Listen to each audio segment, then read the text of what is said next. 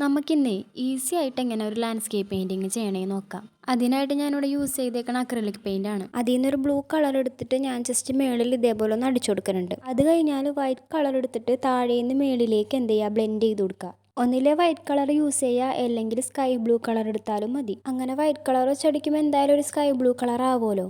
എനിക്ക് കളർ കുറച്ചുകൂടെ ഡാർക്ക് ആക്കാൻ വേണ്ടിയിട്ട് ഞാൻ കുറച്ചുകൂടെ ബ്ലൂ വെച്ച് മിക്സ് ചെയ്യുന്നുണ്ട്.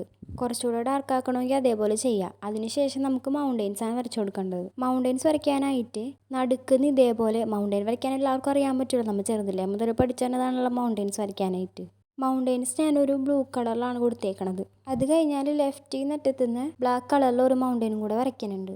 ലാസ്റ്റായിട്ടൊരു മൂണാണ് വരയ്ക്കണം. അതിന് വേണ്ടിയിട്ട് അത് സിമ്പിളായിട്ട് എങ്ങനെ മൂൺ വരയ്ക്കാമെന്ന് വെച്ചിട്ടുണ്ടെങ്കിൽ, ഇതേപോലെ ഒരു മൂഡ് എടുത്തിട്ട് അതിൻ്റെ അറ്റത്തായിട്ട് വൈറ്റ് കളർ കൊടുക്കുക. എന്നിട്ട് നമ്മൾ ആ ഒരു പിക്ചറിലൊന്ന് ജസ്റ്റ് വെച്ച് കൊടുത്തിട്ടുണ്ടെങ്കിൽ റൗണ്ട് ഷേപ്പിൽ തന്നെ കിട്ടും. എന്നിട്ട് അതിൻ്റെ ഉള്ളിൽ വൈറ്റ് കളർ വെച്ച് ഫില്ല് ചെയ്താൽ മതി. ഇത്രേ ഉള്ളൂ നമ്മുടെ പെയിൻറ്റിങ്. ഇഷ്ടപ്പെട്ടിട്ടുണ്ടെങ്കിൽ ലൈക്ക് സബ്സ്ക്രൈബ് ചെയ്യാൻ മറക്കണ്ട. അതേപോലെ ഇതൊന്ന് ട്രൈ ചെയ്തുകൂടെ നോക്കാം.